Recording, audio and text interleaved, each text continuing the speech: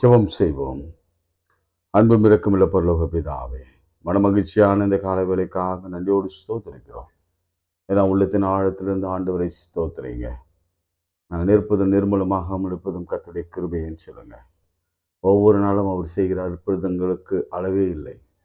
இந்த நாளிலும் நாம இந்த அளவில் உயிரோடு இருக்கிறோம்னா, நடக்கிறோம்னா, நம்முடைய செய்கைகள் ஆண்டவருக்கு பிரியமாய் இருக்கிறதுன்னு சொன்னா, அது ஆண்டவருடைய சுத்த கிருபையே.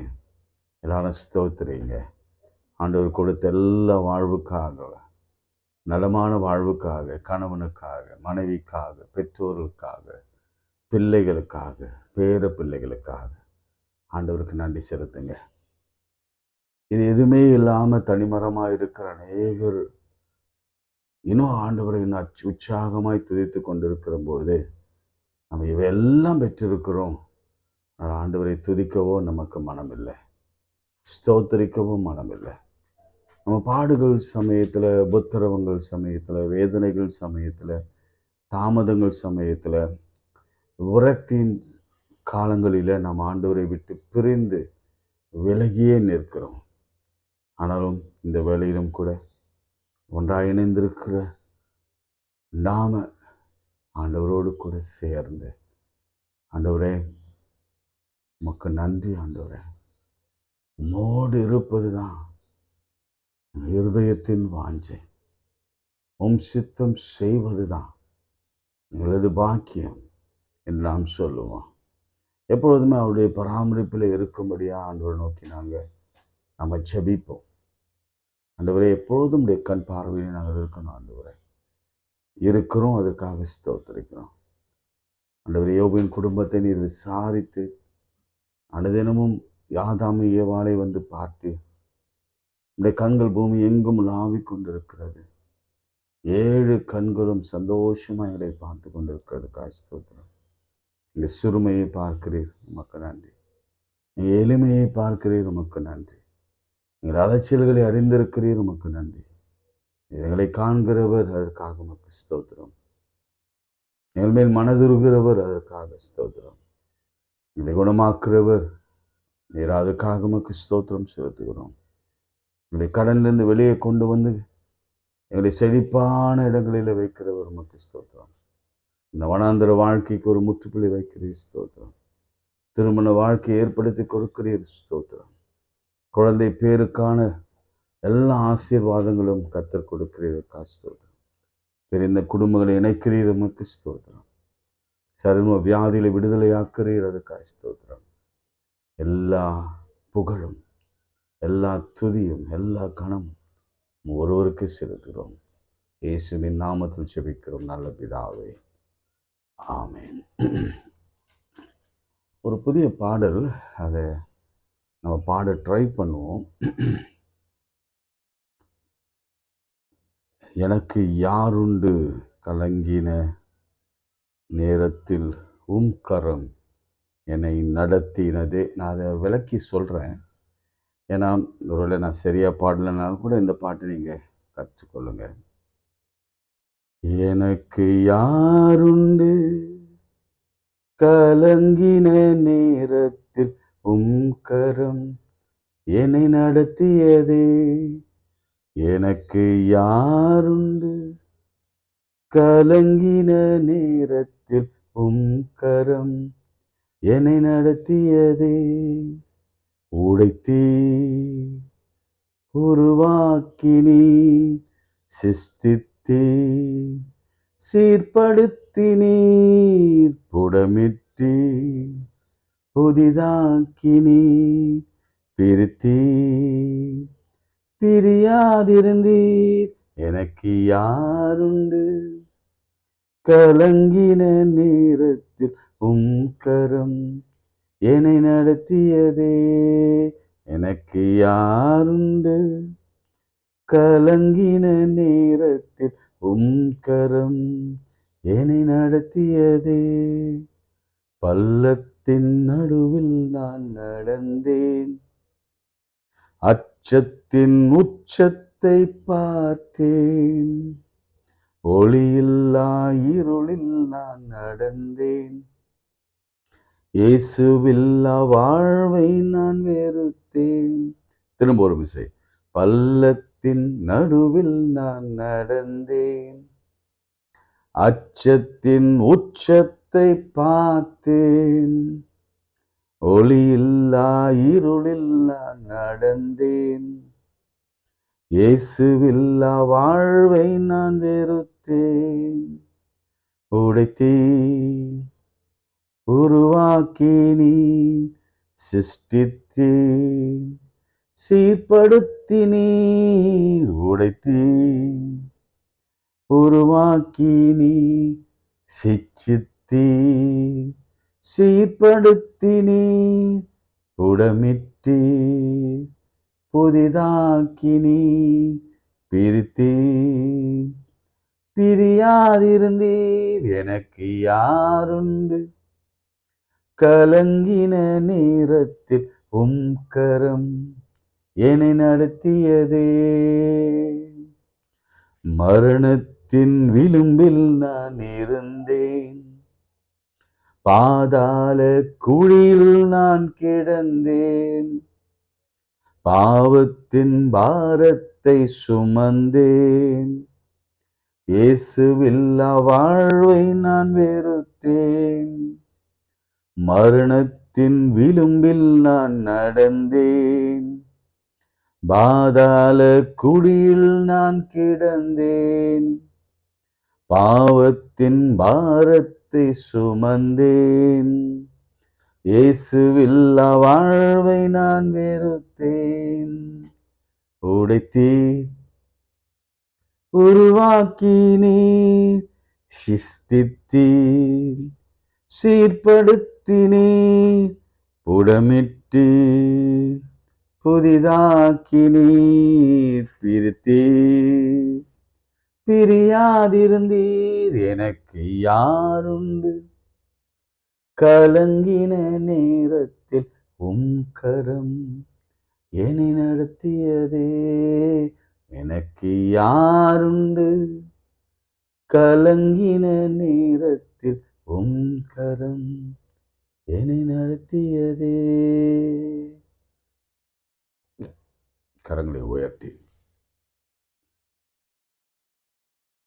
இயேசு ஏன் 2 கரங்களினாலே ஆணிகள் அடிக்கப்பட்டார்? மோசே ஏன் 2 கரங்களை உயர்த்தி ஜெபித்தார்? ஏன் சாலமோன் கரங்களை உயர்த்தி முழங்காலில் நின்று ஜெபித்தார்? ஏன் தானியேல் பலகணிகளை திறந்து முன் செய்து வந்தது போலவே பரத்தை நோக்கி ஜெபித்தார்? ஏன் சங்கீதக்காரன் எழுதினான், எனக்கு ஒத்தாசை வரும் பர்வதங்களுக்கு நேராக என் கண்களை ஏறெடுக்கிறேன், வானத்தையும் பூமியும் உண்டாக்கின கர்த்தரிடத்திலிருந்து எனக்கு ஒத்தாசை வரும். உண்மையாகவே பரலோகம் நம்மை தொடுகிறது. என் ஆண்டவர் நம்மை தொடுகிறார். நமது ஆண்டவர் நம்மை தொடுகிறார். நம்ம தகப்பன் நம்மை தொடுகிறார். நம்முடைய பரிசுத்த ஆவியானவர் நம்மை அபிஷேகம் பண்ணுகிறார். ஓ எஸ் லார்ட். இயேசு கிறிஸ்துவின் வல்லமை, உயிர்த்தெழுந்த வல்லமை ஒவ்வொரு மீதும் இறங்கு. நான் உங்களுக்கு ஒரு வார்த்தை அஷூரன்ஸா சொல்லட்டும். கரத்தை உயர்த்தி நாம ஜெபிக்கிற பொழுது பரலோகத்தின் பலன் நம்மையில நிழலிடும். அந்த நாளுக்குரிய எல்லா போஷாக்கு, அந்த நாளுக்குரிய எல்லா சக்தி, அந்த நாளுக்குரிய எல்லா ஸ்ட்ரென்த்து, அந்த நாளுக்குரிய எல்லா பலன் பரலோகத்திலிருந்து கர்த்தர் மன்னாவை பொழிந்தது போல, அதிகாலையிலே மன்னாவை பொழிந்தது போல கர்த்தர் நம்ம மேல பொழிய பண்ணுகிறார். அதனால இதை கைவிட்டுறாதீங்க. இதோ சடங்குக்காக அல்ல, உண்மையாகவே கரத்தை உயர்த்தி உம்மாலே அன்றி நீர் இல்லாமல் நாங்கள் இல்லை, நீங்க தான் எங்களுக்கு துணை, எனக்கு யாரும் ஆதரவு இல்லை, நாங்க திக்கற்று இருக்கிறோம், எங்களுக்கு யாரும் உதவி செய்ய ஆள் இல்லை, நீங்க மாத்திரமே என்று சொல்லுங்க. கரத்தை உயர்த்தி பரலோகத்தினராக உங்களை பைத்தியன்னு கூட சொல்லட்டும், கரங்களை உயர்த்தி சொல்லுங்க, நீங்க ஒருவர் மாத்திரமே, நீர் மாத்திரமே ஆண்டவரே, நீர் மாத்திரமே. இன்னைக்கு எத்தனை பேர் வேதனையோடு கூட எனக்கு யாரும் இல்லை என்று தனிமையில நிற்கிறீங்க, சாதாரணமா தனிமையில நிற்கிறவங்க தாராளமா சொல்லுங்க, நீர் ஒருவர் மாத்திரம் எனக்கு போதும். நீர் போதும் ஆண்டவரே, நீங்க போதும், நீ மாத்திரம் போதும், நீர் மாத்திரம் போதும், நீர் மாத்திரம் போதும் ஆண்டவரே. கர்த்தருடைய வல்லமை இறங்கி வருகிறது, ஒவ்வொருவரும் அபிஷேகிக்கிறது. பலவீனத்தோடு மருத்துவமனையில் இருந்தாலும் அல்லது நோய்வாய்ப்பட்டு வீட்டிலே இருந்தாலும், மன சஞ்சலித்து பேதலித்து மன குழப்பத்திலே சஞ்சலத்திலே இருந்தாலும் கர்த்தருடைய வல்லமை இறங்கி வருகிறது. இது உலகம் கொடுக்க முடியாத தெய்வீக சுகம். இது நம்மோட அண்டர்ஸ்டாண்டிங்குக்கு புரியாத ஒரு பெரிய சுகம் ஆட்கொள்ளும், ஒரு பலன் ஆட்கொள்ளும். அதனால நம்ம ஆண்டவருடைய பெயரை அவர் பியாண்ட் அண்டர்ஸ்டாண்டிங். அதனால அவரை புரிந்து கொள்ள, அவருடைய அதிசயத்தை நம்மளை விளங்கி கொள்ள முடியாது. அவர் எஸ் என்று சொன்னார். ஒரு அபிஷேகத்தை, ஒரு மெல்லிய காற்று நம்ம மேல வைத்தார், அவருடைய கரத்தை நம்ம மீது வைத்தார், அல்லது அவருடைய கரம் பாரமாய் நம் மீது இறங்கினார், அல்லது நமக்கு கண்ணீர் வந்தால், அல்லது அவருடைய சத்தத்தை நாம் கேட்டால், நிச்சயமாக அன்று ஒரு விடுதலையை நாம் காணப்போகிறோம். இதெல்லாம் எக்ஸ்பெக்டேஷனுக்கு மேலான ஒரு காரியத்தை இந்த காலையில அவர் செய்து கொண்டிருக்கிறார். ஆண்டவர் இன்று முதல் ஒரு புதிய கோணத்துல நம் நிறைய செபிப்பதன் வழியாக நம் ஆண்டவரை தேட போகிறோம்.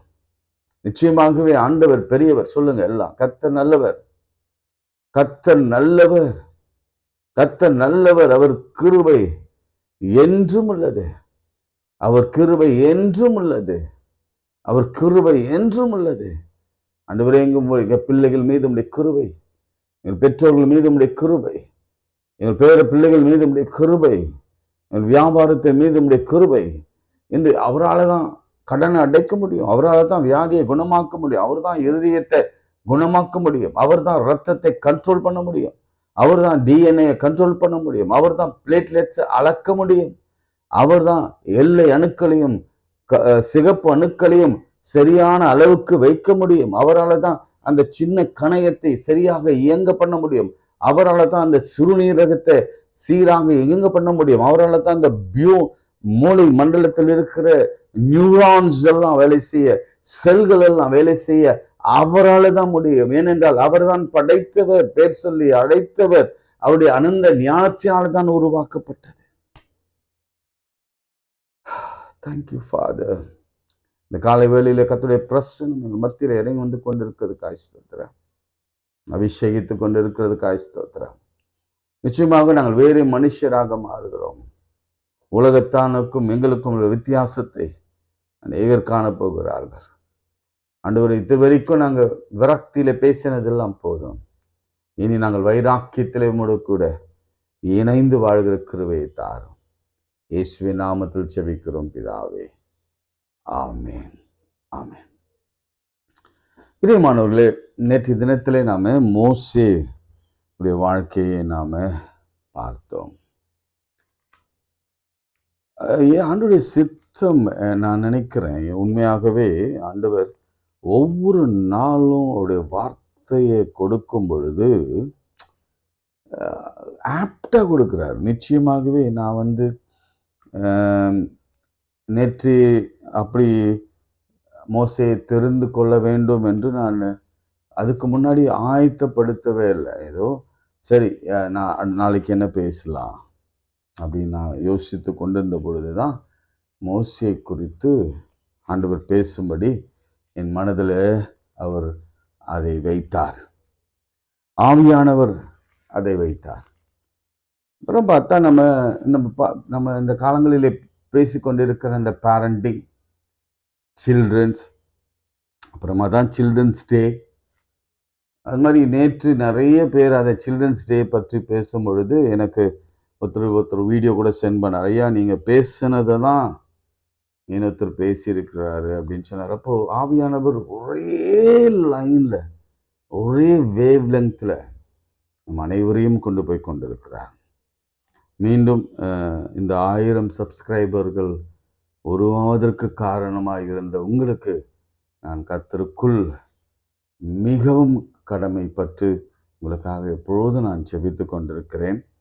நீங்களும் தொடர்ந்து ஜெபியுங்க. இது அப்படியே அதிகமாய் மாறணும். அதுக்காக அனைவருக்கு ஷேர் பண்ணுங்க. அவங்களுக்கு சப்ஸ்கிரைபும் பண்ண சொல்லுங்க. இப்போ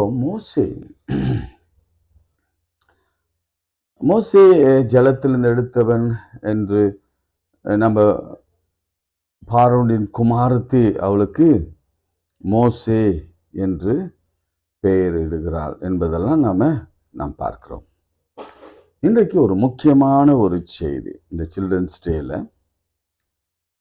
டேக்கு அடுத்த நாள் நினைக்கும் ஒரு முக்கியமான செய்தி. அது என்னன்னா, நாம் நேற்றே பார்த்தோம் எப்படி மீரியாம், ஆரோன், மோசே இவங்கெல்லாம் சேர்ந்து தான் பெரிய விடுதலைக்காக ஒரு குடும்பம் அக்கா தம்பிகள் எல்லாம் சேர்ந்து தான் ஒரு பெரிய மீட்புக்காக அவர்கள் ஊழியம் செய்தார்கள் என்பதை குறித்து நான் நேற்று ஆரம்பித்தேன். இப்போ பாருங்க, அந்த பார்வோனின் குமாரத்தி சொல்கிறத நான் இன்னைக்கு வாசிக்கிறேன் பாருங்க. 8ஆம் வசனம், எக்ஸோடஸ் 2:8.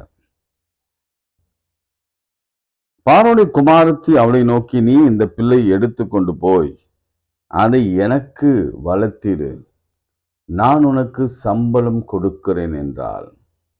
அந்த ஸ்திரீ பிள்ளை எடுத்து கொண்டு போய் அதை வளர்த்தாள்.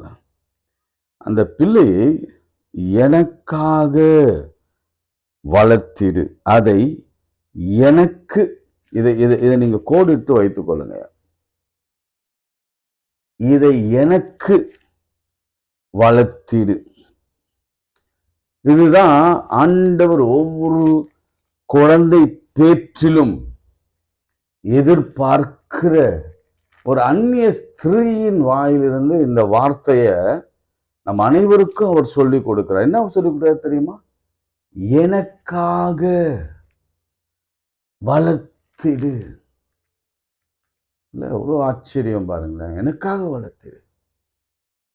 பிள்ளைகள் கர்த்தரால் வரும் சுதந்திரம், கர்ப்பத்தின் கனி அவராலே கிடைக்கும் பலன். அப்போ கர்த்தர் குழந்தையை கொடுக்கிறார் என்று சொன்னால், அந்த குழந்தை யாருக்காக கொடுக்கிறார்?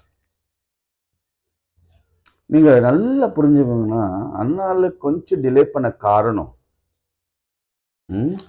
ஆபிரகாம கொஞ்சம் டிலே பண்ண காரணம், கொஞ்சம் இல்ல, அத்தனை ஆண்டுகள் டிலே பண்ண காரணம் என்னன்னா, ஈசாக்கு ஒரு நல்ல டெரிட்டரியில அவன் பிறக்கணும். அதாவது அந்நிய வழிபாடுகள் இல்லாத ஒரு நல்ல தேசத்துல, ஒரு ஒரு புதிய தேசத்துல, கர்த்தரை மாத்திரம் தெய்வமாக கொள்கிற தேசத்துல அவன் பிறக்க வேணும். சூழல் எல்லாம் செட் பண்ணுவார். முதல்ல சமூக சூழலை செட் பண்ணுவார், ஃபேமிலி எல்லாம் செட் பண்ணுவார். இந்த ஃபேமிலி எல்லாரையும், இப்போ ஒரு பிள்ளை கிடைக்கலன்னு நம்ம ரொம்ப வருத்தத்துல இருக்கிறோம். இன்னைக்கு அநேகருடைய வருத்தமும் சஞ்சலமும் அதுதான். என்னுடைய ஊழியத்துல கூட கர்த்தர் எனக்கு கொடுத்த ஒரு பெரிய கிருபை என்னன்னு சொன்னா, இந்த பிள்ளைகள் இல்லாதவர்களுக்காக கவுன்சிலிங் பண்ணி, அவர்களுக்காக வேதத்திலிருந்து ஒரு வார்த்தையை, வசனத்தை சொல்லி, எஸ்ஐயா 66:9 சொல்லி, கர்த்தர் எங்களுக்கு எப்படி அந்த வசனத்தின் வழியாக 2 பிள்ளைகளை கொடுத்தார் என்று சொல்லும் பொழுது, அவருடைய விசுவாசம் இன்னும் நிலை பெற்று உறுதி பெற்று, கர்த்தர் அபிஷேகம் பண்ணி அநேகருக்கு குழந்தை பாக்கியத்தை கொடுத்திருக்கிறார்.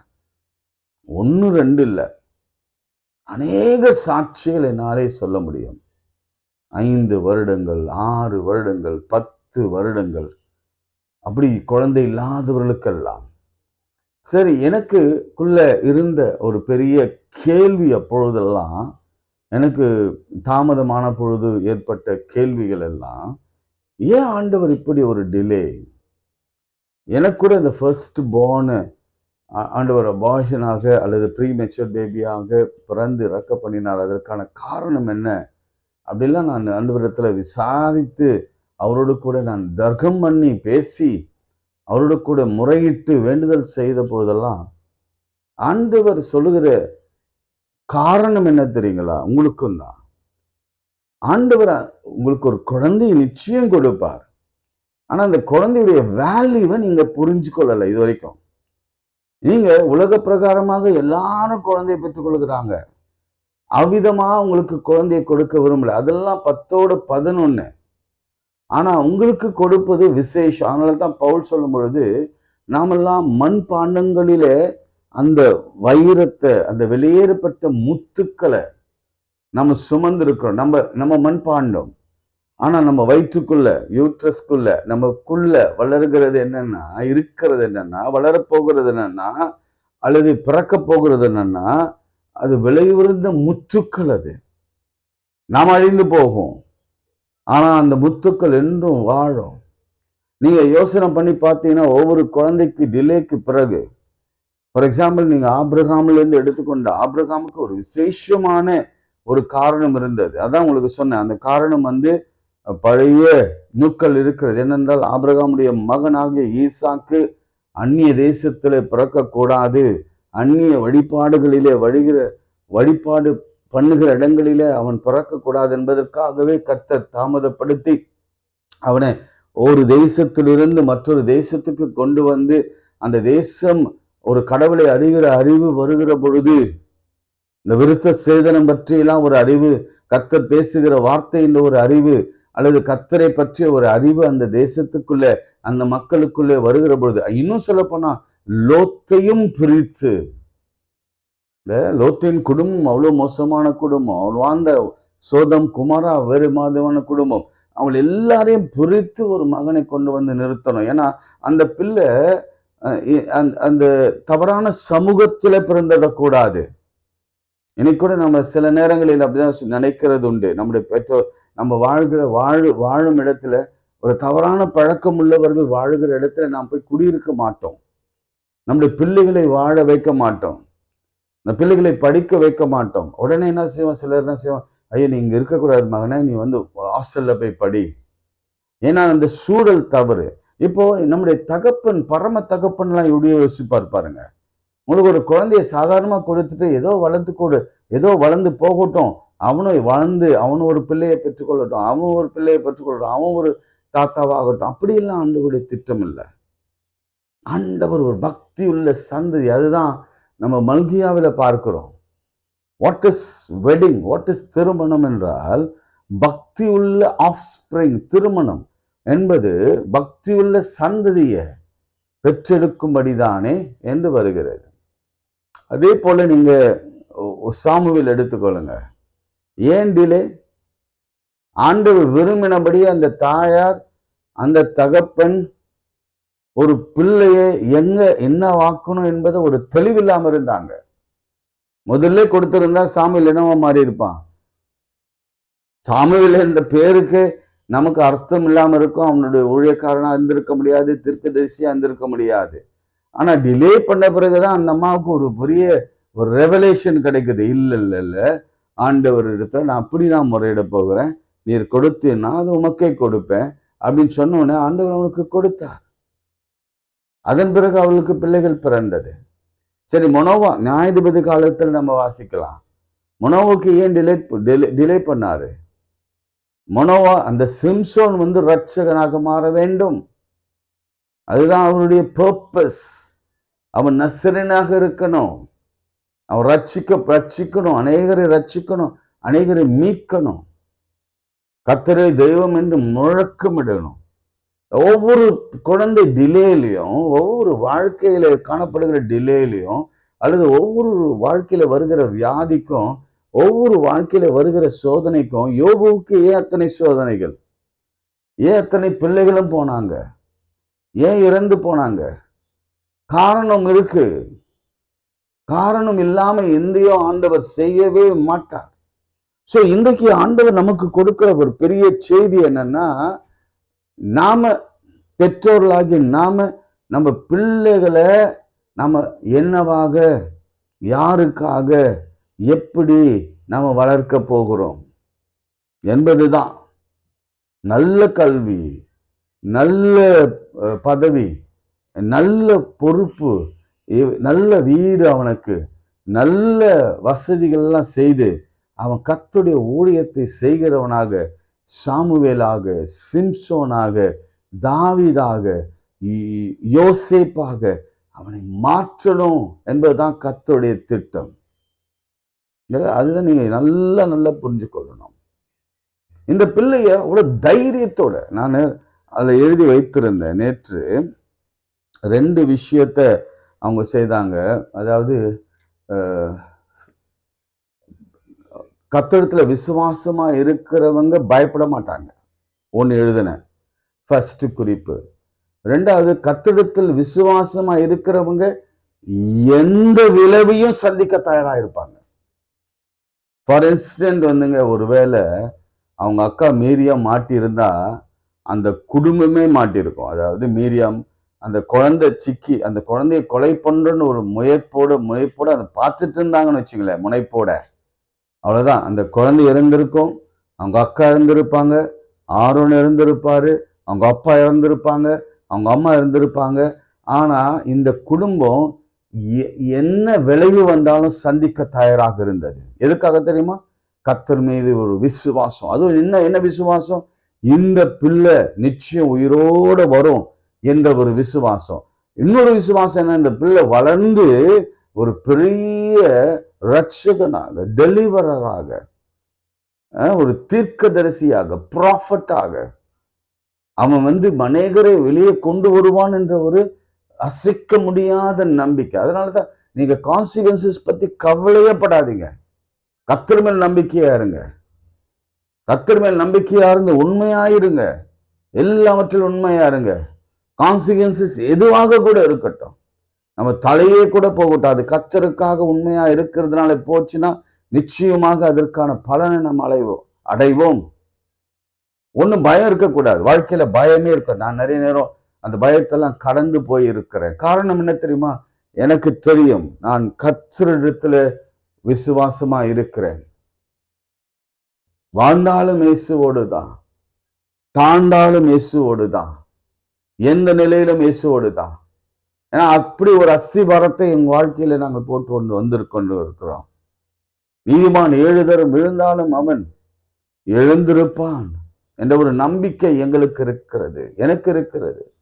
நம்ம இயேசுவோடு இருக்கிறோம் என்ற ஒரு நம்பிக்கை, கர்த்தரோடு இருக்கிறோம் என்ற நம்பிக்கை, அதை விட்டு நம்ம யாரும் பிரிக்க முடியாத நம்பிக்கை. நம்ம அநேக நேரம் நம்ம தகப்பனோடு நிறைய உரையாடல் இருக்கும், நிறைய முரண்பாடுகள் இருக்கும், நான் நிறைய சண்டை போடுவேன், நிறைய பேசுவேன். ஆனாலும் அவருடைய அன்பை விட்டு, அவர் மேலே வைத்திருந்த விசுவாசத்தை விட்டு என்றையும் நான் விலகி போனதில்லை. நான் கொஞ்சம் பின்னாடி திரும்பி பார்ப்பேன், ஐயோ எத்தனை வியாதிகள் மத்தியில என்னை வெளியே கொண்டு வந்திருந்தார், எத்தனை பள்ளத்தில் இருந்து வெளியே கொண்டு வந்தார், எத்தனை மரண குழியிலிருந்து என்னை வெளியே கொண்டு வந்தார், எத்தனை அடியிலிருந்து நான் மேலே வந்திருக்கிறேன். அப்படிப்பட்ட தெய்வம் இதையும் தாண்டி என்னை கொண்டு போவார் என்பதுதான் என்னுடைய நம்பிக்கை. அப்போ நம்முடைய பிள்ளைகள் எல்லாம் கர்த்தருக்காக வளர்க்கணும். இதை சொல்லும் பொழுது நான் எப்போதும் சொல்லுகிற ஒண்ணுதான், நல்ல கல்வி கொடுங்க. ஆண்டவருக்கு முன்பாக அந்த பிள்ளைகளை வளர்க்கும் பொழுது அவர்களுக்கு முன்பாக நல்ல ஒரு சாட்சியா நில்லுங்க. நல்ல முழங்கால் போட்டு அவர்களுக்கு முன்பாக தான் செய்யணும். அந்த பிள்ளைகள், சின்ன பிள்ளைகளுக்கும் நான் கற்றுக் கொடுக்கிற என்னுடைய ஆரம்ப கால ஊழியத்திலிருந்து நான் செய்கிற பழக்கம், சொல்லுகிற பழக்கம், அவர்களுக்கு முன்பாக நேர் முழங்கால் இல்லைங்க. அப்பொழுதுதான் அவர்கள் முழங்கால் நிற்பாங்க. இப்போ கூட சண்டே ஸ்கூல்ல நடக்கும் பொழுதெல்லாம் இந்த பிள்ளைகளுக்கு ஜெபிக்கணும் அப்படின்னு சொன்னா முதல்ல முழங்கால நிற்கிறது நான் அதன் பிறகு ஆசிரியர்கள் என்ன பார்த்து ஆசிரியர்கள் நிற்பாங்க, அவங்கள பார்த்து பிள்ளைகள் நிற்பாங்க. காரணம் என்ன? நாம சாட்சியா இருக்கணும். நாம வேதத்துல அறிவு உள்ளவர்களாக, வேதத்தை வாசிக்கிறவர்களாக, எப்பொழுதும் வேதத்தை தியானிக்கிறவர்களாக நம்ம பிள்ளைகளுக்கு முன்பாக அது எப்பொழுதும் வேதத்தை திறந்திருந்தா அந்த பிள்ளைகளும் வேதத்துல ஒரு காரியத்தை நான் சொல்லுகிறேன். பிரியமானவர்களே, இந்த எபிரேய பெண்கள் இந்த பிள்ளைகளை வளர்ப்பதில் அவளுக்கு சில கோட்பாடுகளை கர்த்தர் அப்பொழுதே கற்றுக் கொடுத்திருந்தார். இது ஆதாம் ஏவாள் காலத்திலிருந்து ஆபிரகாமின் காலத்திலிருந்து வருகிற ஒரு பழக்க வழக்கங்கள்.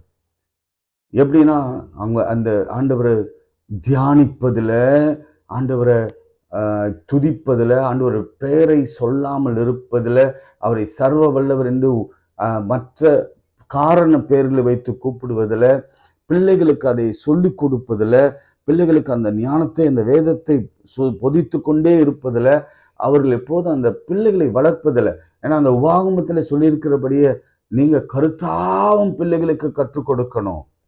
உங்க கைகளிலே கட்டி கொண்டிருக்கணும், உங்க நிலைக்கால்களிலே அதை எழுதி வைத்திருக்கணும், எப்போதும் உங்க வாய்களை விட்டு அது பிரியாமல் இருக்கணும், உங்க கழுத்தில் அது கட்டுக்கொண்டிருக்கணும். இப்படி எல்லாம் அவங்கள சொல்லி சொல்லி வளர்த்ததுனாலதான் கவனிங்க, உலகத்திலே கண்டுபிடிக்கப்பட்ட எல்லாம் மிக மிக அது ஃப்ளைட்டாக இருக்கட்டும், லைட்டாக இருக்கட்டும், ரைட் பிரதர்ஸாக இருக்கட்டும், லைட் ஐன்ஸ்டைனாக இருக்கட்டும், ஒளியை கண்டுபிடிச்சவங்களாக இருக்கட்டும், அல்லது மற்ற மற்ற எல்லா எனக்கு நினைவில், ஆனால் நான் கண்டிப்பாக அதை இன்னைக்கு காலையில் நான் அதை கேட்டேன், அதை எழுதி வைக்கணும்னு நினச்சேன். நிறைய கண்டுபிடிப்பு. ஃபார் எக்ஸாம்பிள் இருங்க ஃபார் எக்ஸாம்பிள் எல்லா உலகமே சொல்லுச்சு, என்ன சொல்லுச்சு, பூமி உரண்டை பற்றி அந்த அந்த அந்த அந்த ஒரு கான்வர்சேஷன் இருந்தது, உங்களுக்கு எல்லாருக்கும் தெரியும், அப்படிதானே? ஆனா பைபிள் இருந்து தான் எடுத்து ஒருத்தர் சொன்னாரு, இல்ல பூமி அந்தரங்கத்துல இருக்கிறது, அது சூரியனை சுற்றி வருகிறது என்பதெல்லாம் பைபிள்ல இருக்கிறத எடுத்துதான் நிறைய இன்வென்ஷன்ஸ் உண்டாச்சு. நல்லா கவனிங்க. அதே போல சிலர் சொன்னாங்க, உயிர் மூளையில இருக்கு, உயிர் இருதயத்தில் இருக்கு அப்படின்னு சொல்லி நிறைய பேர் சயின்டிஸ்ட் கண்டுபிடித்து 6 பேப்பர்ஸ்லாம் சப்மிட் பண்ணி அவங்க பெரிய ஆர்குமெண்ட்ல இருந்தாங்க. ஆனா பைபிள் என்ன சொல்லி தெரியுமா, உயிர் ரத்தத்தில் இருக்கிறது. அப்புறம் தான் கண்டுபிடிக்கிறாங்க, எஸ், உயிர் ரத்தத்தில் தான் இருக்கிறது. அந்த மாதிரி நான் சொல்லிக்கொண்டே போக முடியும். டார்வின் தியரி பற்றி ரொம்ப நாட்களுக்கு முன்பாக 1849 குரங்கிலிருந்து மனுஷன் பிறந்தான், அது தப்பு அப்படி நம்ம பைபிள்ல சொல்லி இருக்கிறது என்று சொல்லி அதை நம்ம பைபிள் கிரியேஷன் ஸ்டோரிஸ் எல்லாம் விளக்கி காண்பித்த பிறகு இப்போ வைக்கிற ஆர்குமெண்ட் என்னன்னா, அன்னைக்கு சொன்னாங்க குரங்குலேருந்து அப்படியே பரிணாம வளர்ச்சியிலேருந்து மனுஷன் வந்தான்னா, இன்னைக்கு ஏன் அப்படி வளரல? எனக்கும் வளரணும்ல, ஏன் வளரல? அப்போ படைப்பாளின் ஒருவர் இருக்கிறார் என்பதெல்லாம் ஒவ்வொரு தியரியாக நிறைய கண்டுபிடிப்புகள் கண்டுபிடித்தது எல்லாமே நான் இன்னும் நான் வரலாறு சொல்கிறேன், பெருமைக்காக சொல்லல. எல்லாரும் யூதர்கள், ஆண்டவரின் பிள்ளைகள். நம்ம சில நேரங்களில் இங்கிலீஷ்காரர்கள் போட்டுறோம் இல்ல. நீங்க இனிமேல் நம்ம ஜபத்துல கலந்து கொண்டவங்க நீங்க நல்லா புரிஞ்சு கொள்ளணும், இங்கிலீஷ்காரங்கள் அல்ல, இங்கிலீஷ் ஸ்பீக்கிங் பீப்புள் அல்ல. எல்லா இன்வென்ஷன்ஸும் ஜூஸ், ஆபிரகாமின் சந்ததி, ஆதாமின் சந்ததி, அந்த டிஎன்ஏ. அதற்கு என்ன காரணம் கண்டுபிடிச்சிருக்காங்க தெரியுங்களா? அது என்ன காரணம் தெரியுமா? அந்த தாயின் வளர்ப்பு, தகப்பனின் வளர்ப்பு, அவர்கள் கற்றுக் கொடுத்த அந்த இறையியல், அவர்கள் கற்றுக் கொடுத்த அந்த இறைவன், அவர்கள் கற்றுக் கொடுத்த அந்த வேதாகமம், அவர்கள் கற்றுக் கொடுத்த அந்த அந்த வாழ்வியல் முறை அவர்களை இன்னும் அறிவு சார்ந்து இன்டெலிஜென்டா மாறிற்று. அதுக்கப்புறம் பைபிளை தூக்குனவங்கலாம் இன்னும் அழகான பெரிய பெரிய சயின்டிஸ்டாக மாறினாங்க. ஆனா ஆரம்பத்துல அடிப்படை இன்வென்ஷன்ஸ் எல்லாம் கண்டுபிடிச்சவங்க எல்லாருமே இந்த வேதத்திற்கு தோரா காலத்திலே, அதுக்கு முன்பு இருந்த தால்முத் காலத்தில, அதுக்கு முன்பு இருந்த அந்த ஆதாம் ஏவாள், அதுக்கப்புறம் ஆபிரகாம் காலத்துல வந்த அந்த தாயார் அந்த தகப்பனால் வளர்க்கப்பட்ட பிள்ளைகளுடைய ஜீனியாலஜி, ஜீன், டிஎன்ஏ இன்னும். அதுதான் நான் உங்களுக்கு சொல்றேன். நீங்க வேதத்தை வாசிக்கும் பொழுது நாம் அப்படி நம்முடைய பிள்ளைகள் மாறுவாங்க. மோசே பாருங்க, மோசே வாக்கிலும் அவன் செய்கையிலும் வல்லவனாக இருந்தான். அப்படி கர்த்தர் அந்த எபிரேய பால் ஊட்டி அந்த அந்த பால் மறக்கிற வரைக்கும் அந்த அம்மா சொல்லி கொடுத்த அந்த ரத்தம், அந்த பால், அந்த அந்த அந்த அறிவு தான். அதே போல இயேசுவை குறித்து நம்ம பார்க்கிறோம். இயேசு ஞானத்திலும் அறிவிலும் தேவக்கிருவிலும் மனுஷ தயவிலும் அதிகமாய் விருத்தி அடைந்தார். அப்படின்னா அந்த விருத்தி அடைவதற்கான காரணம் யாரு? மரியாளும் யோசேப்பும் தான். அது யாராவது மறுக்க முடியுமா? அந்த பேசிக் கல்விய கொடுத்தது அந்த அந்த தாய், அந்த தகப்பன் தான். பிரியமானவர்களே, இன்னைக்கு ஆக்சுவலி நான் எது எடுத்துட்டு வந்தேன்னா பேசணும்னு நினைச்சேன்னா, மோசேயும் இயேசு கிறிஸ்துவும் சிமிலாரிட்டிஸ், கம்பாரிசன்ஸ், அதுதான் நான் பேசணும்னு வந்தேன். இப்ப எனக்கு ஆண்டவர் சொன்னதுதான் நான் சொல்றேன். நம்ம பிள்ளைகளும் இப்படி அறிவார்ந்த பிள்ளைகளாக மாறணும்னா, முதல்ல நமக்கு பிள்ளை வேணும்னாவே கர்த்தரிடத்தில் தான் கேட்கணும். ஏன்னா பிள்ளைகள் கர்த்தரால் வரும் சுதந்திரம். நம்முடைய பிள்ளைகளின் சமாதானம் பெரிதா இருக்கணும்னா நம்ம கர்த்தரிடத்துல தான் கேட்கணும். நம்ம பிள்ளைகள் பெரிய பெரிய ஸ்தானங்களிலே போகணும்னா நம்ம கர்த்தரிடத்துல தான் கேட்கணும். பிள்ளைகளுக்கு இன்டெலிஜென்ட், அந்த இன்டெலிஜென்ஸ் வளரணும்னா, அந்த ஞானமும் அறிவும் சேர்ந்து வளரணும்னா கர்த்தர் தான் கொடுக்கணும். எப்படியாவது இந்த வேதாகமத்திலிருந்து, ஆண்டவருடைய வார்த்தையிலிருந்து, அவருடைய வல்லமையினால நம்முடைய பிள்ளைகள் எல்லாம் வளர்க்கப்பட வேண்டும்.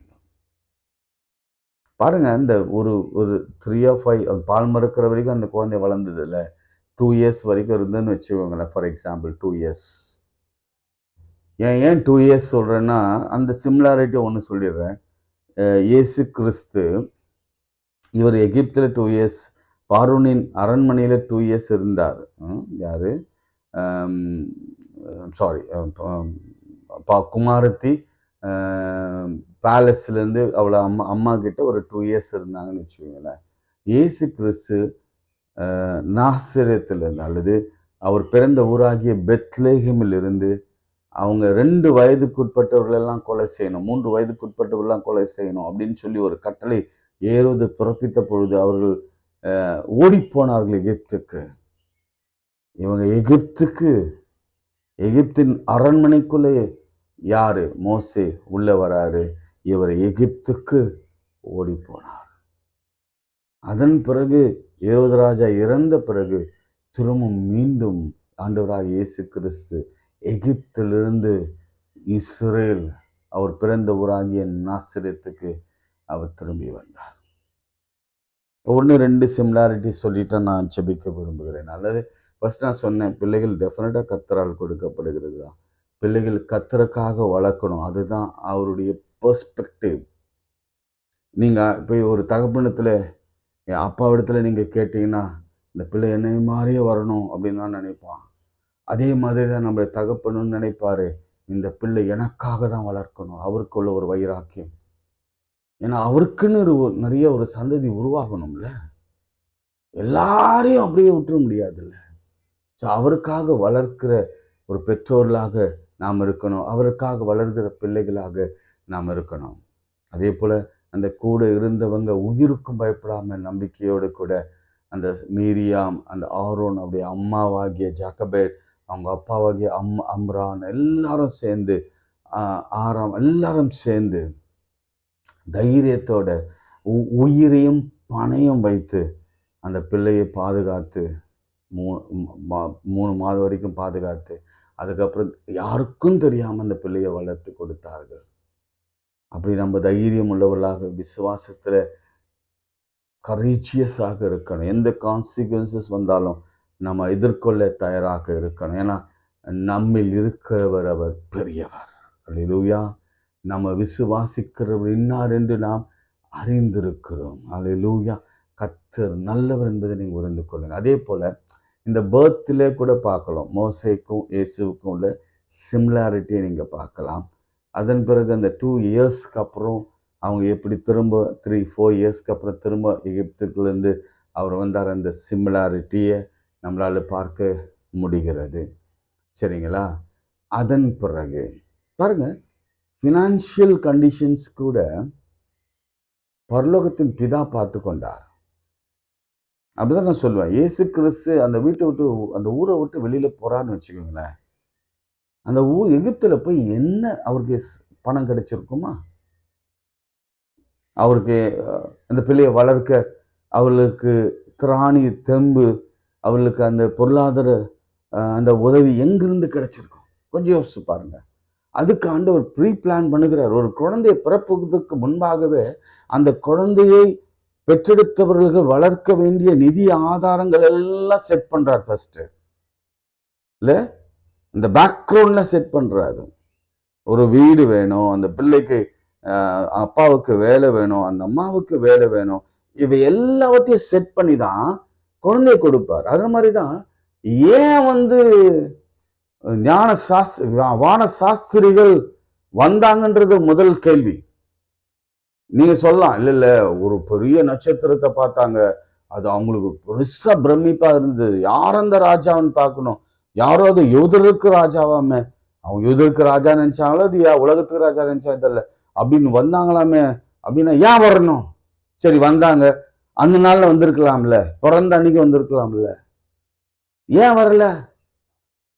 பிறந்த அன்னைக்கு வந்தது இவங்க மட்டும்தான், மெய்ப்பொருள் மட்டும்தான்.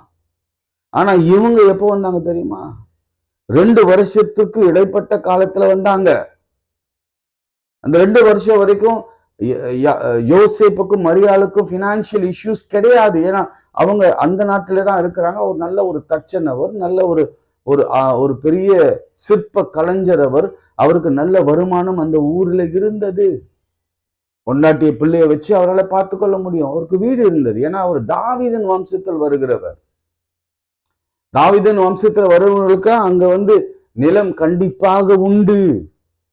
அப்போ உண்மையாகவே யாக்கோபு ஒரு பெரிய பணக்காரர், வீடு, சொந்த வீடு இருக்கும்.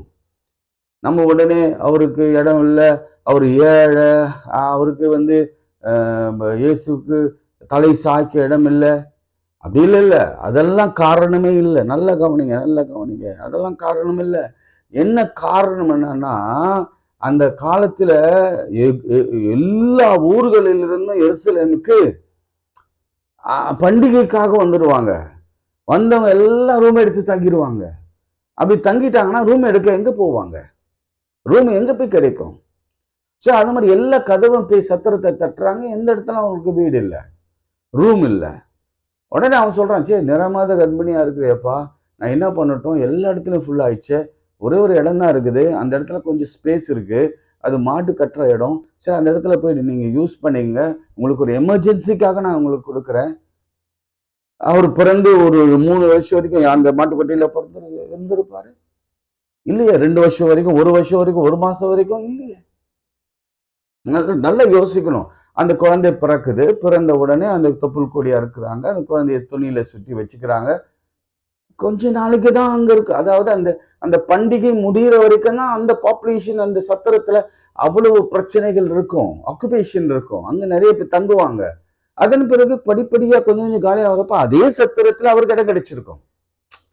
நான் சொல்றது உங்களுக்கு புரிஞ்சுதா? ஆனா எல்லாத்துக்கும் அர்த்தம் இருக்கிறது. ஏன்னா ஏழ்மையா பிறக்கணும் என்பதுதான் கர்த்தருடைய திட்டம். அதனால அந்த ஏழ்மை சூழ்நிலையில அவர் பிறந்தார். காரணம் என்ன? ஏழையா இருக்கிற எல்லாரும் ஆண்டவரத்துல வரணும். ஏன்னா ஆண்டவரே ஏழ்மையின் கோலம் எடுத்தாராங்க. அதனால எல்லா ஏழைகள் வரணும் என்பதுதான் அவருடைய விருப்பம். அதனாலதான் அந்த நிலைமைக்கு அவர் இறங்கி வந்தார் என்று சொல்லி நம்ம எல்லாரும் புரிந்து நம்ம ஷூக்குள்ள வருகிறார். உங்களுக்கு புரியுதா? சோ அதே மாதிரிதான் என்ன சொல்றாங்க, வைஸ் மேன் வர்றாங்க. வந்த பிறகு அவங்க உடனே அந்த டேல வரல. ஃபார் எக்ஸாம்பிள் டிசம்பர் 25 தப்பான தேதி, உங்களுக்கு தெரியும்னு நினைக்கிறேன். ஆனா அவங்க வந்தது டிசம்பர் 25 அல்ல, அவங்க ஒரு 1.5 வருஷம் கழிச்சோ அல்லது 1 வருஷத்துக்கு மேலோ அல்லது 2 வருஷத்துக்குள்ளோ ஏதோ ஒரு நாள் வராங்க. வந்தவங்க நேரா எங்க போறாங்க? அரண்மனைக்கு போறாங்க. நான் உங்களுக்கு இந்த பினான்சியல் ஆண்டவர் உங்களுக்கு கொடுக்க போகிற இந்த பினான்சியல் ஆசீர்வாதத்துக்காக இப்ப பேசிக்கொண்டிருக்கேன். பிள்ளைகளை வளர்ப்பதற்கான ஃபினான்ஷியல் ஆசீர்வாதத்துக்காக நான் பேசிக்கொண்டிருக்கிறேன். ஏதோ ஸ்டோரி அல்ல, ஏதோ எனக்கு தெரிஞ்சதெல்லாம் உங்களுக்கு சொல்லணும் இல்லை, அதுல எவ்வளவு உண்மை இருக்கிறது என்பதுதான். வராங்க, வந்தோடனே அவன் பெரிய ஷாக் ஆறாங்க. அவன் ஒரு கிரிமினல். அவனை சொல்றான், நீ போய் முதல்ல தேடுங்க, முதல்ல போய் பாருங்க, பார்த்துட்டு எனக்கு வந்து சொல்லுங்க, அதுக்கப்புறம் நான் போய் பணிந்து கொள்கிறேன் என்று சொல்லிட்டு என்ன செய்யறான், எல்லாரும் சேர்ந்து பேசுறாங்க. என்னடா அது, நாம ஒரு ராஜா, நமக்கு போட்டியா ஒரு ராஜா பிறக்கிறான்னு இவனுங்க சொல்றானுங்களே, அது உண்மையா பொய்யான்னு தெரியல. அப்படி பிறந்தா, அப்படி வளர்ந்தா அவனுக்கு என்ன வயசு இருக்கும்? 2 வயசு இருக்கும். அதனால அந்த 2 வயசு இருக்கிற பிள்ளைகள் எல்லாம் வெட்டி போடுறா. அந்த மாதிரி ஒரு பிள்ளை இந்த ஊர்ல இருக்கக்கூடாதுடா அப்படின்னு சொல்லி சட்டம் போடுறான். ஒருவேளை வைஸ்மேன் 1 வருஷத்துக்குள்ள வந்திருந்தா, அல்லது பிறந்த அன்னைக்கு வந்ததுன்னா சொல்லியிருப்பாங்க, 3 மாசம் குழந்தை வெட்டி போடு, 1 வருஷம் குழந்தை வெட்டி போடு. 2 வருஷம் சொல்றதுக்கு காரணம் என்னன்னா, 2 வருஷத்துக்குள்ள வந்தாங்க. ரைட், ஓகே, அது ஒரு உண்மை. 2வது, அவங்க வர்றாங்க, ஏதோ ஒரு வீட்டுல பாக்குறாங்க. நல்ல கவனிங்க, அது ஜோசப் வீடாக இருக்கலாம், சரிங்களா? ஜோசப் வீடாக இருக்கலாம், அல்லது அவர் வந்து பயந்தோ அல்லது ஏதோ ஒரு லாட்ஜில் இருந்திருக்கலாம், அல்லது ஏன் ஈவன் மரியாள் வீடாக கூட இருந்திருக்கலாம். ஏன்னா பெண் வீட்டில் பிரசவம் பார்ப்பது, அந்த பிள்ளையை வளர்ப்பதெல்லாம் இயல்பான காரியம். இதெல்லாம் வந்து நீங்க கதைக்குள் இருக்கிற கதைகள், நம்ம விளங்கி கொள்வதற்காக நான் சொல்லுகிற சில காரியங்கள். அதனால முக்கியமான ஒரு விஷயம் ஒன்று இருக்கு, என்ன தெரியுமா? அவங்க வந்து அவரை பணிந்து கொண்டு அவருக்கு கொடுத்த வெகுமதிகள், வெள்ளை போலும், தூப வர்க்கம், தங்கம், ஒரு கிஃப்டை கொடுத்தாங்க. என்னென்ன கொடுத்தாங்க? ஏன்னா ரொம்ப இமோஷனலா பேசும்பொழுது சில காரியங்கள் கொஞ்சம் விட்டுவிடும். சில விலை உயர்ந்த பொருட்களை கொடுத்தாங்க. மர் கொடுத்தாங்க, வெள்ளை போலும், அப்புறம் தூப வர்க்கங்கள் கொடுத்தாங்க, பொன் வெள்ளி கொடுத்தாங்க. ஏன் கொடுக்கணும்? அதுக்குன்னு கொண்டு வந்தாங்க. கர்த்தர் அவங்கள கொண்டு வர செய்தார். வாய்ஸ்மேன் பணக்காரன் ஏழையானதெல்லாம் இப்ப பெரிய பிரச்சனை இல்லை. ஆனா அங்க கொண்டு வந்த பொருட்கள் எல்லாம் விலை உயர்ந்த பொருட்கள் என்பதை மறவாதீங்க. ஏன் அதை கொண்டு வந்தாங்க சொல்லுங்க, கொஞ்சம் யோசிச்சு பாருங்க. இந்த பிள்ளை அடுத்த 2 ஆண்டுகளோ 3 ஆண்டுகளோ 5 ஆண்டுகளோ அந்த பிள்ளைக்கு நல்ல கல்வி, அந்த பிள்ளைக்கு நல்ல வீடு, அந்த பிள்ளைக்கு நல்ல சூழ்நிலை, அந்த பிள்ளை பாதுகாப்பாக இருக்க வேண்டும், அந்த பிள்ளைக்கு பண தேவை சந்திக்கப்படணும், அந்த பிள்ளைக்கு ஒரு குறையும் சாப்பாடுக்கு இருக்கக்கூடாது, ஞானத்தில், அறிவில், தேவ கிருபையில், மனுஷ தயவில் வளரணும்னா அந்த பொருட்களை விற்றுதான் அவங்க வாழ்வு நடத்தப்படணும். இவங்க ஓடிப்போன்னு சொல்றாரு. தேவதூதன் சொல்றாரு, உன் பிள்ளை எடுத்து எகிப்துக்கு ஓடிப்போப்பா.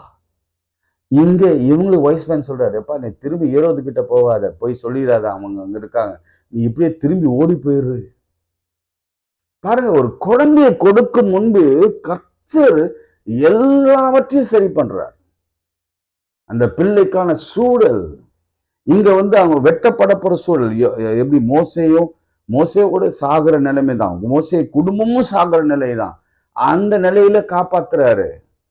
அதே போல இயேசு கிறிஸ்து சாக நிலையில இருக்கிறார். இப்ப இயேசு கிறிஸ்து மாத்திரம் தான் கொண்டு இருப்பாங்களா? யோசேப்பையும் கொண்டு இருப்பாங்க, மரியாதையும் கொண்டு இருப்பாங்க. அங்கிருந்து காப்பாத்துறார், விரோதிகளிலிருந்து காப்பாத்துகிறார், பினான்சியலாக அவளுக்கு காப்பாத்துறார், நல்ல கல்வி கொடுக்கிறார், நல்ல ஞானம் கொடுக்கிறார், நல்ல வளர்த்தி கொடுக்கிறார், நல்ல சாப்பாடு கொடுக்கிறார், நல்ல வீட்டை கொடுக்கிறார், நல்ல அப்பா அம்மாவை கொடுக்கிறார், நல்ல கலைகளை கற்றுக்கொள்ளும்படியான திறமை. ஏன்னா இயேசு சுவாமி அழகான ஒரு கார்பெண்டர் என்று நாம் பார்க்கிறோம். Is a boss. சில பேர் எழுதுவாங்க, அழகா எழுதுவாங்க, my boss is a carpenter எழுதுவாங்க. அது கார்பெண்டர் ஒரு பெரிய ஸ்கில். அது நம்ம நினைக்கிற மாதிரி இல்லை. ஒரு பெரிய டெம்பிள்ல ஸ்கல்ப்சர்ஸா செய்வாங்கல்ல, ஸ்கல்ப்சர்ஸ், வுட் ஸ்கல்ப்சர்ஸ், அதை செய்கிற ஒரு ஆசாரியவர். கர்த்தர் நல்லவர். இன்னைக்கு நம்ம வாழ்க்கை அப்படி அப்சைட் டவுன் ஆக மாட்டோம். இனி நிறைய பெற்றோர்கள் தான் பேசிக்கொண்டிருக்கிறார். நம்ம ஃபினான்ஷியலாக ரொம்ப பாதிக்கப்பட்டிருக்கிறோம். நம்ம பிள்ளைகளை குறித்து நமக்கு ஒரு பெரிய பயம் இருக்கு. ஐயோ, இன்னைக்கு கூட நான் சொல்வேன், எனக்கு இருக்கு, நிறைய கடன் வாங்கிட்டோமே, ஹவுசிங் லோன்லாம் வாங்கிட்டோமே, நம்ம எப்படி இந்த பிள்ளைகளுக்கு அது அப்படியே ஃபார்வர்ட் ஆகிடுமோ? நம்ம வாழ்க்கையோடு கூட அதெல்லாம் முடிச்சிடணும், கடனே முடிச்சிடணும். இந்த பிள்ளைகளுக்கு ஒரு கடன் இல்லாமல் வாழ வைக்கணும். திருமணம் இருக்கு, நான் என்ன செய்வேன்? ஏன் திருமணம் டிலே ஆகுது? உன்கிட்ட பணம் இல்லை, நீ எல்லா பணமும் சுதாகரித்து கொண்டு சேர்த்து கொண்டு வரும் பொழுதுதான் அது கைகூடி வரும். அப்பொழுது ஒரு அழகான திருமணம் நடக்கும். ஏன் குழந்தை இல்லை? குழந்தைக்கான எல்லா உபகரணங்களையும் உதவிகளையும் கர்த்தர் உற்பத்தி செய்து அதை உருவாக்கி அதுக்கு பிறகு உனக்கு குழந்தை கொடுப்பார்.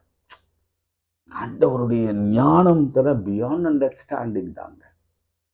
அவர் செய்வார். அவர் யாரையும் கைவிட மாட்டார். அவர் பாரபட்சம் உள்ள தேவன் அல்ல. அவரிடத்துல நம்பிக்கை, அதுதான் ஃபெய்த். அதுதான் சொல்வேன், ஃபெய்த், பை ஃபெய்த். அதுதான் எபிரேயர்ல வாசிக்கிறோம், பை ஃபெய்த். அவங்க ஃபெய்த்னால பயத்தை ஜெயித்தாங்க. பை ஃபெய்த் கான்சிக்வன்சஸ் என்ன வந்தாலும் பரவாயில்ல ஃபேஸ் பண்ண இருந்தாங்க. அப்புறம் பாருங்க மோசேயுடைய வாழ்க்கை, இந்த 40 இயர்ஸ் அரண்மனை சந்தோஷமான வாழ்க்கை. அவன் நிமித்தமா அவன் தாய் தகப்பன்மாரெல்லாம் நிறைய சம்பளம் போச்சு. அவங்க வாழ்க்கை இன்னும் நல்லா இருந்தது. கர்த்தர் நல்லவர், கர்த்தர் நல்லவர். இயேசு சுவாமிக்கே இதெல்லாம் செய்வாருன்னா கர்த்தர், ஏன்னா அவருடைய ஒரே குமாரன் அவர், அவருக்கு செய்வாருன்னா நமக்கும் செய்ய மாட்டாரா? இல்லை, யோசிச்சு பாரு. நாம அவருடைய பிள்ளைகள் தானே. இப்போ இயேசுசாமி சொல்ல, நான் அவ்வளோ பெனிஃபிட் என் அப்பாத்துல இருந்து பெற்றேன், என் பிள்ளைகளுக்கு நான் அதை செய்ய மாட்டேனா? இல்லை, செய்வார், நிச்சயம் செய்வார். ஆண்டவர் உண்மையாகவே நம்மள ரொம்ப இரக்கமாக இருக்கிறார். இது நிறைய நேரம் பேச வேண்டிய ஸ்டோரி, ஆனால் கர்த்தர் நம்மோடு கூட பேசி கொண்டு இருக்கிறார். நிறைய பேருக்கு இதை நீங்கள் ஷேர் பண்ணுங்க. கர்த்தர் நல்லவர். ஜெபம் பண்ணலாம். அன்புள்ள ஆண்டவரே, நீ கொடுத்த நல்லதுக்காக ஸ்தோத்திரம். எங்களோடு கூட நீர் பேசினதற்காக ஸ்தோத்திரம். எங்களுக்காக யாவற்றையும் செய்து முடிக்கிற கர்த்தருக்கு ஸ்தோத்திரம். ஆண்டவரே, நீர் பாரபட்சமுள்ள தேவன் அல்ல ஆண்டவரே. நீ நல்ல சரீர சுகத்தையும் பலத்தையும் எங்களுக்கு நீட ஆயிலும் நாங்கள் அழியாதபடிக்கு பாதுகாக்கிறவர். நாங்கள் வியாதியில மடிந்து போடாதபடிக்கு எங்களை தடுத்து நிறுத்துகிறவர்கள். எங்கள் பிரயாணத்தை கூட தடுத்து நிறுத்தி அங்கே ஒரு ஆபத்திற்கு போகாதே, இந்த இடத்துல போய் தங்காதே, அங்கே நிறுத்துகிறவர். ஏன் டிலே ஆகுதுன்னா அங்கே ஒரு பிரச்சனை இருக்கு, டிலே ஆகுது. ஏன் உனக்கு ஒரு பெரிய டிரான்ஸ்ஃபர் என்ன கேட்பாங்க, எனக்கு ஏன் டிரான்ஸ்ஃபர்? நான் புரிந்து கொண்ட விஷயம் என்னன்னா, ஆண்டவரே எனக்கு நல்ல ஒரு ரெஸ்ட்டை கொடுத்துருக்குறீங்கப்பா. ஏன்னா நல்ல ஒரு வருஷம் அந்த கழுகு போய் அந்த இடுக்கில் உட்கார்ந்து தன்னுடைய பாடி ரெனியூ பண்ணிக்குமா, அதே போல கர்த்தர் எனக்கு ரெனியூ பண்ணுகிற ஒரு கிருபையை கொடுத்திருக்கிறார். Yes lord. ஆண்டவரே, அப்படியே உங்களுடைய பிள்ளைகளை பார்த்துக் கொள்ளுங்க ஆண்டவரே. உங்க பிள்ளைகள் எத்தனையோ தேவையோடு வந்திருக்கிறாங்க. வியாதி, சரும வியாதி, பலவீனம், திருமணமாகலை, குழந்தை இல்லை, வேதனை, எல்லாவற்றுக்கும் ஒரே விடை என் ஆண்டவராகிய கிறிஸ்து. விசுவாசித்தா தேவ மகிமையை காண்பார். விசுவாசமுள்ள ஜெபம் பிணியாளியை ரட்சிக்கும். விசுவாசித்தா நீதிமான் பிழைப்பான். விசுவாசித்தால் தேவனால் கூடாத காரியம் ஒன்றும் இல்லை. விசுவாசிக்கிறவர்களுக்கு எல்லாம் கூடும். ஆண்டவரை விசுவாசித்தா நிச்சயம் நடக்கும். அது தாமதமாக இருந்தாலும் அது சீக்கிரத்திலே நடக்கும். அது நல்லதா நடக்கும். நாம எதிர்பார்த்தது போல அல்ல. ஆண்டவரே, அப்படி செய்வோர் கிருபைக்காய் ஸ்தோத்திரம். இயேசுவின் நாமத்தில் ஜெபிக்கிறோம் பிதாவே, ஆமென். நமது ஆண்டவராகிய இயேசு கிறிஸ்துவின் கிருபை, பிதாவாகிய தேவனுடைய அன்பு, பரிசுத்தாவின் ஐக்கியம் நம் அனைவரோடும் மீண்டும் சதாக்கால் நிலைத்திருப்பதாக. ஆமென். God bless you.